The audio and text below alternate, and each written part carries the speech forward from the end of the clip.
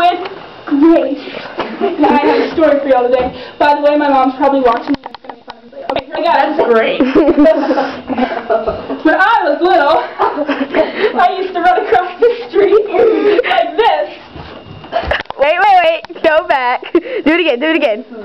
And I would, I remember running to the water fountain at school one time. I hit my head on the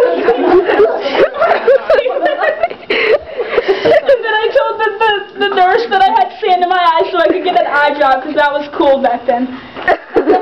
And that's why she's homeschooled now. Poor Grace. Get my head. Where's? Oh, there he is.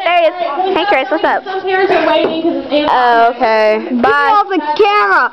Fine. Get all of your stuff. I don't want any of it, please. Bye, Paige. Bye, Elizabeth. Bye, Margaret. Bye, Claire. Bye, Moo Cow.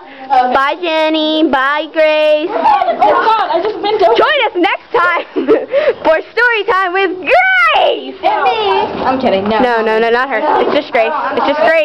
She has amazing stories. So join in next time. Bye.